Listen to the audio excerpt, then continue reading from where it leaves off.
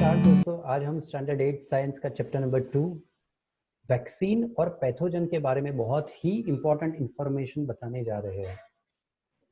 Vaccine क्या होती है, कैसे काम करती है वैक्सीन, पैथोजन क्या होते हैं, कैसे वो हमारी बॉडी में एंटर होता है, उसी के बारे में है ये हमारा चैप्टर।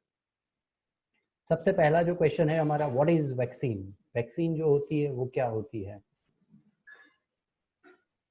वैक्सीन जो होती है वो एक ऐसी मेडिसिन होती है, एक ऐसी दवाई होती है कि जो हमारी बॉडी में कोई भी अगर पर्टिकुलर डिसीज है तो पर्टिकुलर डिसीज के सामने हमारी बॉडी को तैयार करने का काम जो है वो ये वैक्सीन करती है।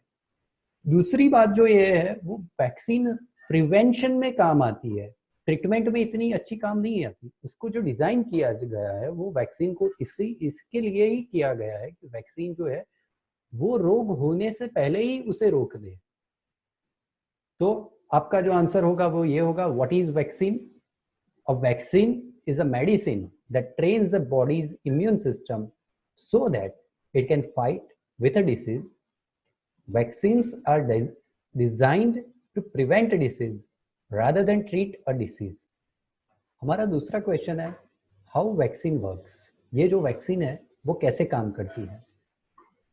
तो दोस्तों, अगर कोई भी डिसीज कॉजिंग माइक्रोब्स है वो अगर हमारी बॉडी में एंटर होते हैं तो सबसे पहले हमारी बॉडी क्या करती है, एंटीबॉडी प्रोड्यूस करती है।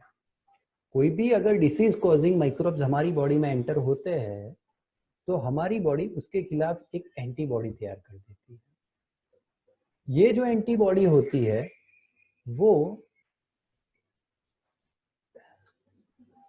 हमेशा याद रखती है कि हमें इस पर्टिकुलर तरीके के डिसीज से कैसे लड़ना है। ठीक है, तो वैक्सीन में क्या होता है, कुछ डेड या फिर कुछ वीक माइक्रोब्स एंटर हुए होते हैं कि जैसे ही वो हमारी बॉडी में एंटर होने वाले होते हैं कि हमारी एंटीबॉडी जो है वो उसको हरा देती है। अगर हमारी एंटीबॉडी ने उसको हरा दिया तो हमारी एंटीबॉडी हमेशा याद रखेगी कि पर्टिकुलर डिसीज के खिलाफ मुझे कैसे फाइट करना है और कैसे जीतना है। ये हमारी बॉडी की एंटीबॉडी के अंदर की मैकेनिज्म है।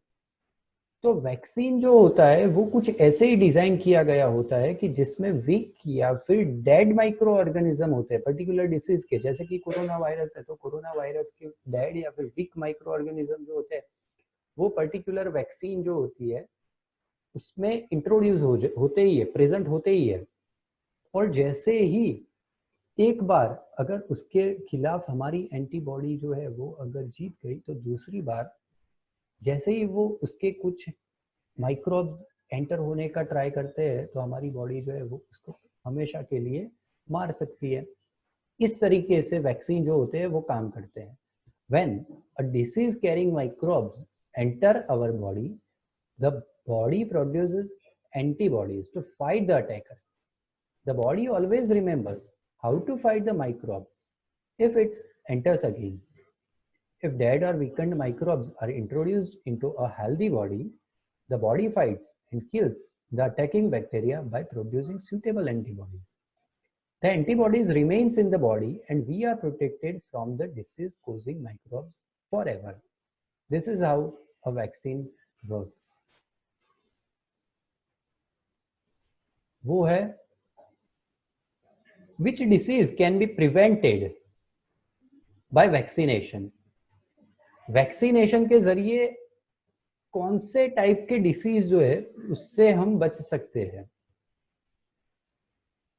एक बार अगर ह्यूमन बॉडी में ऐसे आपने देखा होगा पोलियो का वैक्सीनेशन का प्रोग्राम चलता है 2 बूंद जिंदगी की। तो एक बार अगर ऐसे वैक्सीन हमने ले लिए तो कौन कौन से ऐसे पर्टिकुलर डिसीज है जिससे हम बच सकते हैं। आंसर है cholera, tuberculosis, small pox and hepatitis. This can be prevented by vaccination. Next question है हमारा, why vaccines are so important. Vaccine जो है वो इतनी इंपॉर्टेंट क्यों होती है। Definitely because it prevents our body from the several disease. Answer होगा आपका, vaccines protects humans and other animals from several disease. That's why it is so important. Next जो क्वेश्चन है वो है ट्रू और false. Vaccines are made up from microorganism. True और false? Vaccine जो है वो किसी माइक्रो ऑर्गेनिज्म से बने हुए हैं. क्या लगता है आपको, सही होगा या गलत होगा? बिल्कुल सही है आपका आंसर. माइक्रो ऑर्गेनिज्म से ही वैक्सीन जो है वो बनती है. नेक्स्ट क्वेश्चन है हमारा, what is meant by nitrogen fixers? Nitrogen fixers हम किसको बोल सकते हैं? कुछ बैक्टीरिया होते हैं जिसमें ये एबिलिटी होती है कि वो एटमॉस्फेयर के नाइट्रोजन को फिक्स कर सके. अगर वो एटमॉस्फेयर के नाइट्रोजन को फिक्स कर देते हैं तो फायदा क्या होता है? सॉइल की फर्टिलिटी जो है वो इंक्रीज हो जाती है. सॉइल जो होती है वो एनरिच हो जाती है नाइट्रोजन से. तो ऐसे अगर कोई बैक्टीरिया है कि जो नाइट्रोजन का फिक्सिंग करते हैं तो हम ऐसे बैक्टीरिया को बोलेंगे नाइट्रोजन फिक्सर्स. एग्जाम्पल होगा उसका साइनोबैक्टीरिया. ये जो इमेज है आप देख रहे हो, ये जो इमेज है ये इमेज है साइनोबैक्टीरिया की. जब माइक्रोस्कोप में उसको देखा जाता है तब साइनोबैक्टीरिया जो है वो कुछ ऐसे दिखते हैं. आंसर है आपका, some bacteria are able to fix nitrogen from the atmosphere. They enrich soil and increases its fertility. These microbes are called biological nitrogen fixers, that is cyanobacteria. Next question.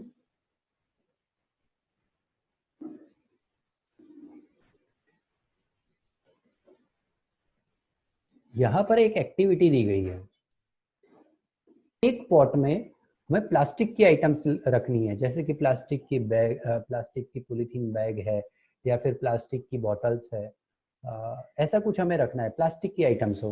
और पॉट भी है, उसमें हमें काउडंग्स है, plants के कुछ parts है, ऐसे अगर वेस्ट मटेरियल है उसको रखना है हमें. अब 3 से 4 वीक के लिए हमें उसे छोड़ देना है. आप देखोगे कि जो पॉट बी है जिसमें आपने प्लांट वेस्ट और काउडंग ऐसे सब रखा था, मैन्योर में कन्वर्ट हो जाता है. और जो पॉट ए था जिसमें आपने प्लास्टिक का मटेरियल रखा था वो वैसे का वैसा रहता है. क्वेश्चन है आपके लिए, why plant waste can be converted into manure? Plant waste जो है वो क्यों मैन्योर में कन्वर्ट हो जाता है? The plant waste has been converted into manure by the action of microbes. क्योंकि उस पर माइक्रोब्स काम करते हैं.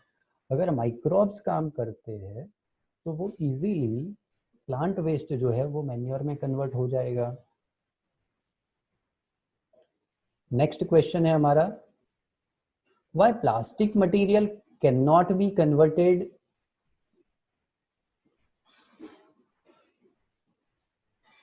into manure?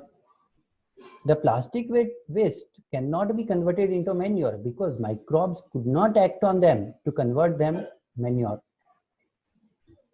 प्लास्टिक मटेरियल जो होता है उस पर माइक्रोब्स इजीली काम नहीं कर सकते. तो इसके लिए ये जो प्लास्टिक मटेरियल जो होता है वो मैन्योर में कन्वर्ट नहीं होता. माइक्रो ऑर्गेनिज्म जब उस पर काम करते हैं तभी वो कॉम्प्लेक्स सब्सटेंसेस को सिंपल सब्सटेंसेस में कन्वर्ट कर सकते हैं. Next question,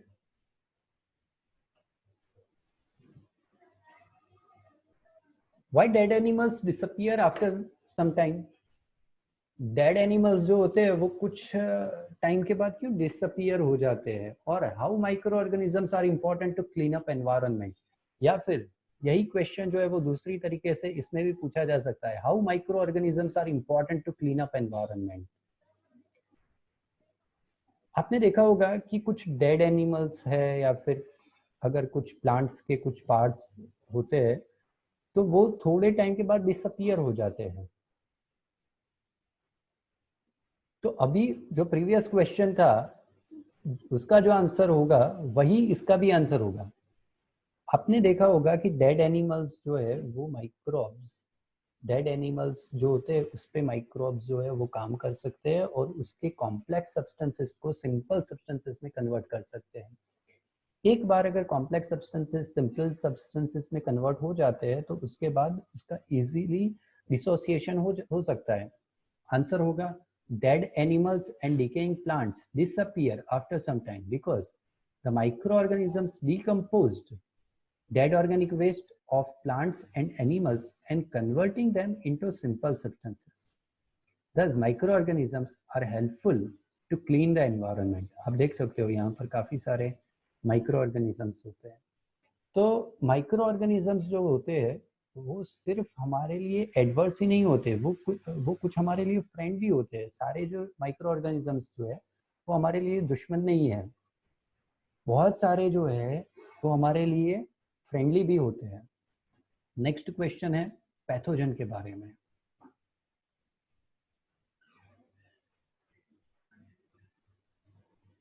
define pathogens and how pathogens enters in our body. Pathogen किसको बोलते हैं? अगर आपको पता होगा कि कुछ जो माइक्रो ऑर्गेनिजम्स जो होते हैं वो ह्यूमन बीइंग्स के लिए, प्लांट्स के लिए, एनिमल्स के लिए हार्मफुल होते हैं। तो अगर ऐसे कोई डिसीज कॉजिंग माइक्रो ऑर्गेनिज्म है तो हम उसको बोलेंगे पैथोजन। फिर से एक बार आंसर है some of the microorganisms causes disease in human beings, plants and animals.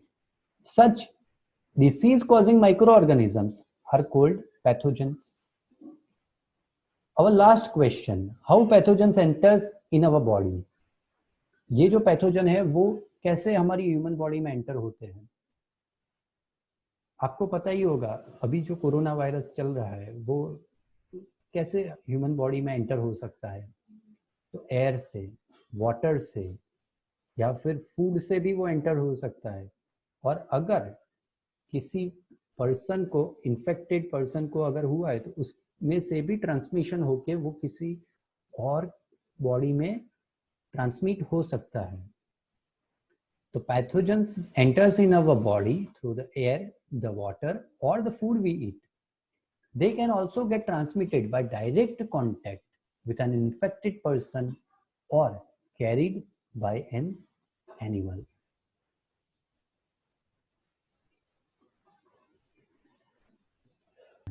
When we are creative, we are close to divine. So stay creative. Thank you.